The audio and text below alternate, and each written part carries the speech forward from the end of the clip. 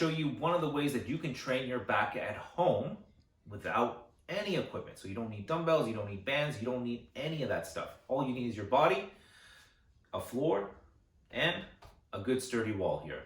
So let's start us off with the basic movement here. So today what we're going to do is we're going to do what's called a scapular push. So I'm going to start with my hands shoulder width apart. Okay, they're away from me, and I like to visualize that I am pushing against a wall, and that wall is now pushing back at me. So from here, this position, I'm going to bend my knees just a little bit. I'm going to just sit onto my heels just a little bit here, and I'm going to now push this imaginary wall away from me. And now this wall is going to now push back, and without bending my elbows, I'm going to retract my shoulders as far back as I can, and I feel my back being flexed here, being pushed, okay, and I can't hold anymore. So you see that my arms are shaking just a little bit. So again, pushing all the way forward, and now pushing all the way back. From here, I'm going to be working the back of my shoulders. I'm going to be working my entire back this way. And it only works if you really try to push yourself as far forward and push back. It's not going to work if you're just going to, oh, okay. You're not going to really feel too much that way. Now, I want to go over a couple common mistakes before I show you a couple of different variations. So a common mistake that people make is that they start off really great. They start off with their hands shoulder width apart, but then as they get closer to that imaginary wall of ours, their hands slowly start to come in just a little bit.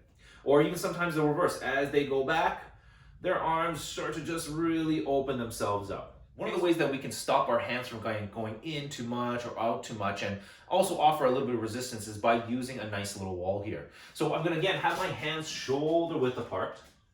Now the movement's going to be the same, but the way my body's going to look is going to be a little bit different, because now when I push into the wall, okay, and I'm squeezing, I'm pretending that as if the wall's pushing into me here. Okay, my back's going to retract back, my arms are going to be straight, and now I'm going to push away from the wall. Okay, creating almost a little bit of an arch in my back. So again, pushing in, pushing out. And this is a great way, whether you're doing it with the wall or without a wall, a great way to get your back working here.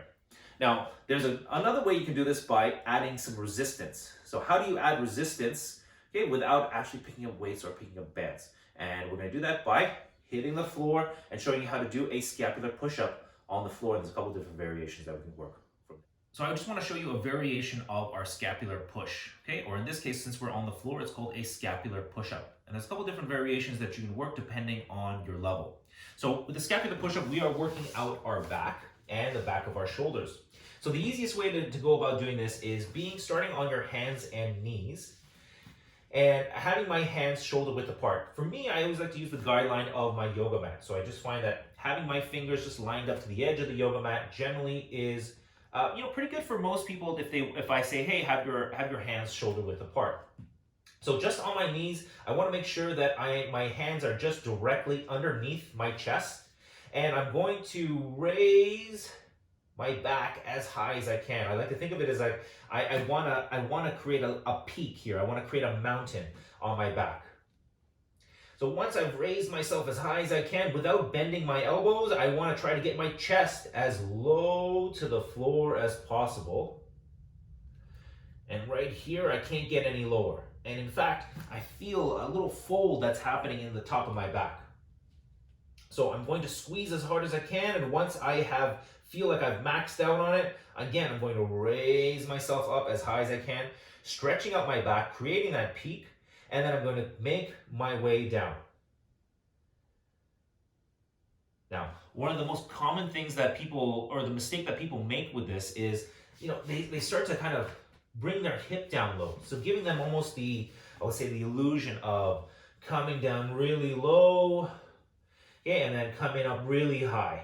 So I know this is a classic yoga type stretch, okay, but instead of doing it, using our lower half, I just want to keep to the upper half here, working the scapular push-up down and up, and trying to avoid using our hips to come down, okay, and to raise ourselves up here. we can increase the difficulty of the scapular push-up, okay, by actually being in a push-up position here. So I want to make sure that my hips are level. They're at, it's nice and even. I like to think that I have a water bottle or maybe like a book on my back, and I want to keep it balanced. And same thing, I want to try to bring my chest as low to the floor as it will go, and then creating that big, big peak. And very similar to being on our knees, the most common mistake that people will make here is they'll drop their hip, giving them the feeling that they're getting low, or they'll raise their hip too high, giving them the feeling that it's that they're raising their back high. Okay, so being in a solid push-up position, coming down, and then coming right back up.